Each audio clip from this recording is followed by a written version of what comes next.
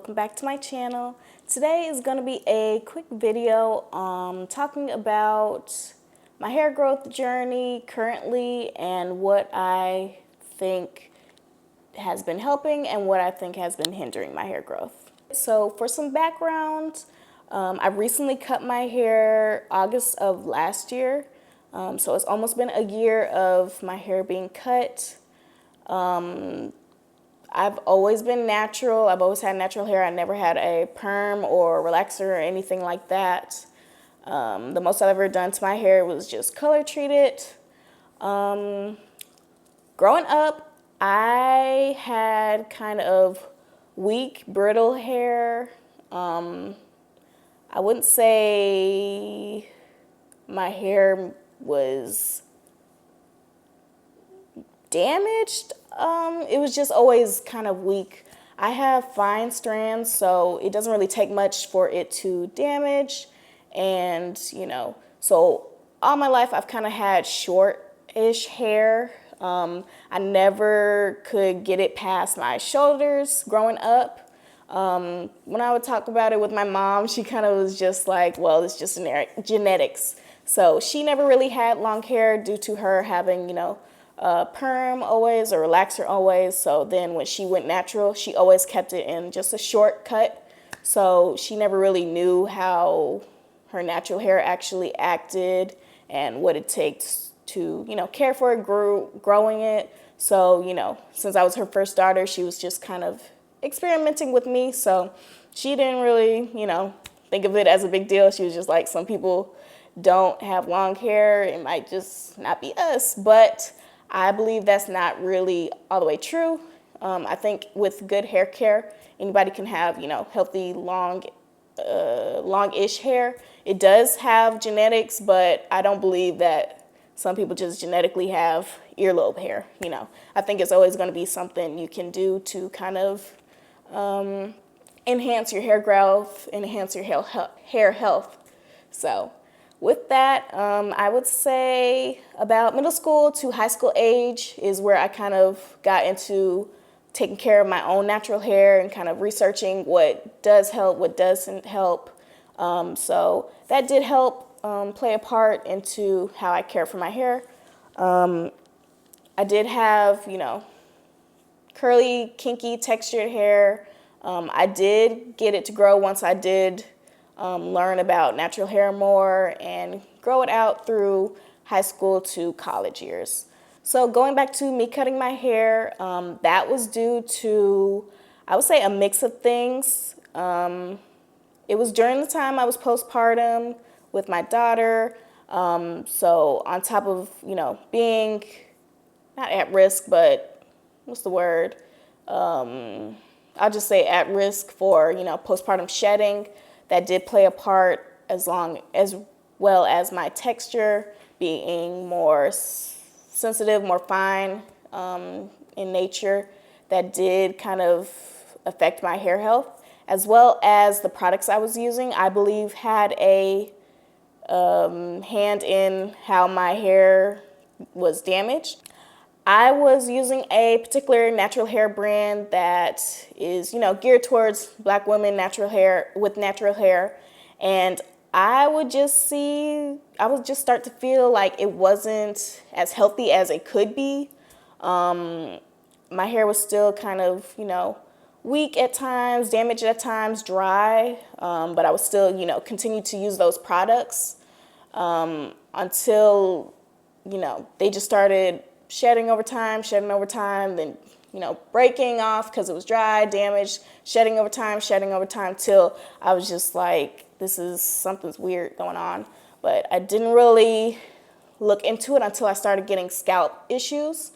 I had really bad sensitive scalp issues with almost like ingrown hairs and boils to the point. So I went to the doctor, I went to the dermatologist, and they said nothing serious was wrong with me in that aspect. I just wanted to get tested, blood work done, tests, just to make sure everything was good health-wise and hormone-wise, and they said everything was fine. the dermatologist, she did say I had some sort of, I can't remember what it was, scalp issues, I'll just say that. So I did get medication for the ingrown hairs that kind of turned into cysts.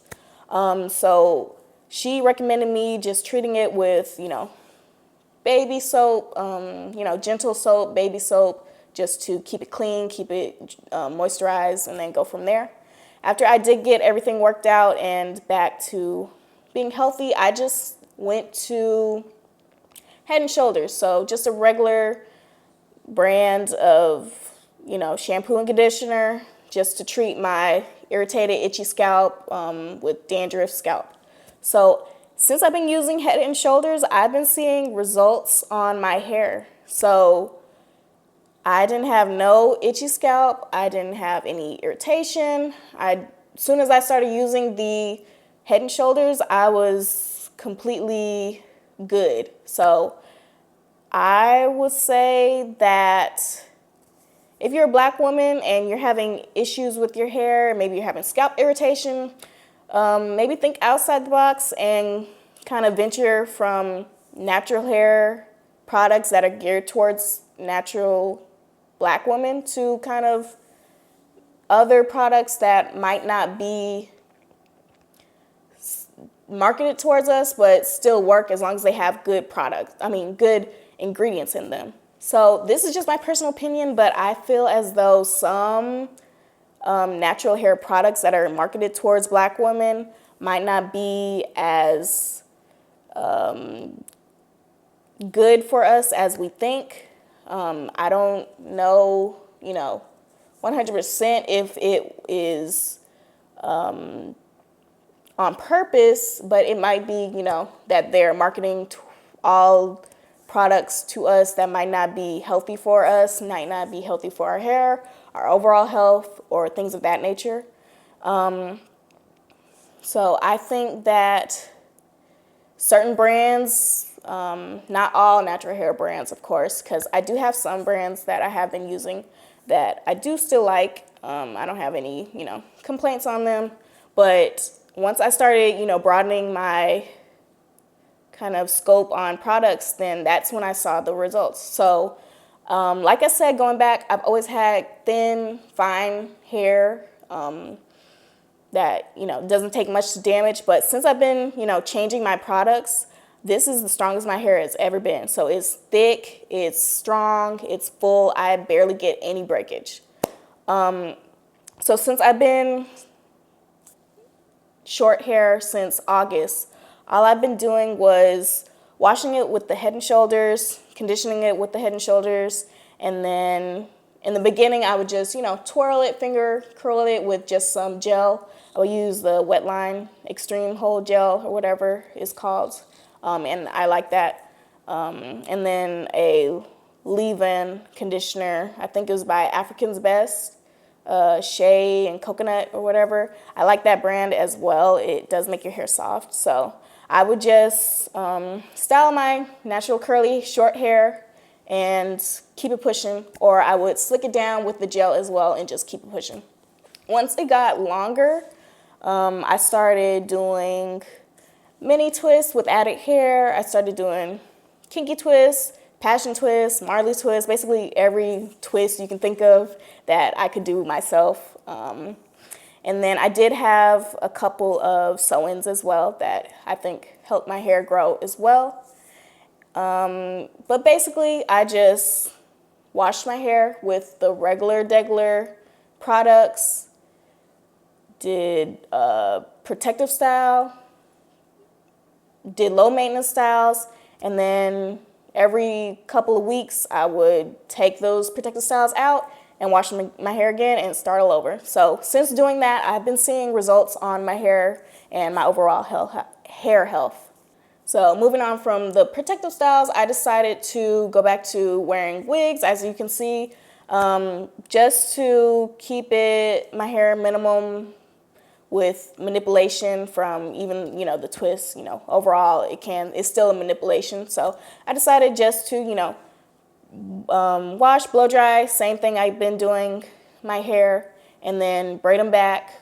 I have like a max of 6 braids and then just put the wig on. So I think that's going to help my hair as well with the growth and overall health of my hair.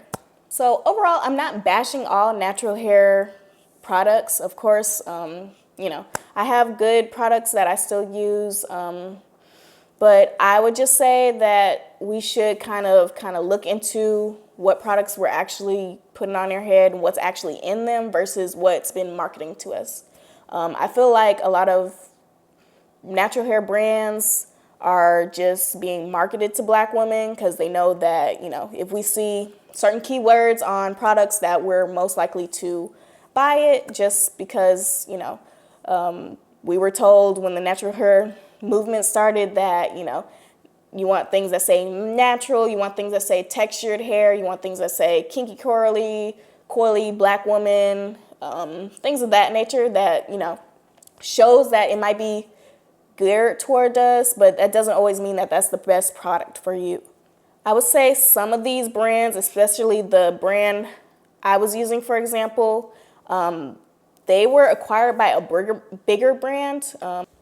They were acquired by P&G, and I believe that when a natural hair product that is, you know, starts off as a smaller Black-owned product, once it gets acquired, I feel like there might be some kind of, you know, issues with that, with quality control. Maybe, you know, they have been slacking or neglecting on, you know, the actual quality of the product just so they can kind of scale larger to, you know, push out more products to a larger audience or, you know, a larger market just to, you know, make money. So I would say that you don't have to, you know, completely knock out natural hair brands, but kind of look into who actually owns the brand, if it's still Black owned, if they, you know, actually care about what they're putting in their products and, you know, they actually care about the Black woman that is purchasing those products, and kind of go from there instead of just, you know, if you see a product that says natural hair, just buying it just because, you know, you trust that brand or you trust those keywords. So I'm going to keep on, you know, using the Head and Shoulders because it has been helping with my scalp. And then I also have been recently using the Chi line. I got the whole line. It has a, you know, shampoo, conditioner, and then a kind of heat protectant thing. So I've been using that line since I, you know, am blow drying my hair more frequently than in the past when my hair was shorter. I've only been using it for about a month, but I have seen results with that as well. So when I do blow dry my hair and heat style my hair, it is soft, a lot softer, but it does feel, you know, more healthy. It doesn't feel like the heat damaged it or anything like that. So it does feel protected for when I do blow dry my hair. I won't be, you know, completely ruling out natural hair brands at all. I'm still always going to support natural hair brands, Black-owned brands, but I'm going to be, you know, looking into who actually owns it, what they're about, and, you know, do they actually care about their consumers. So I have heard some good things about, for example, Design Essentials. I haven't heard anything bad about them, and they say they are still Black-owned, so I'll probably look into using those. And then other brands, you know, here and there, I'll just probably do research on. So overall, that's all I have, just, you know, food for thought for all the natural hair girls. And if you have any recommendations on brands, if you have, you know, thoughts on certain brands, or just any comments you have, just make sure you leave that in the comments. I will be documenting my hair growth journey, of course. You'll always see it with, you know, any hair tutorial I'll do. I'll always show my hair before I do the style. So you'll be able to see my documentation of, you know, my growth. I'll probably wait 1 to 2 more months of just protective styling before I go to the salon and get a silk press, and so I can get a professional trim, because I think that's all that I'm missing right now for optimal hair health. But other than that, that's all I have. Thanks for watching this video. If you like it, make sure you like, comment, and subscribe, and look out for weekly videos. Bye.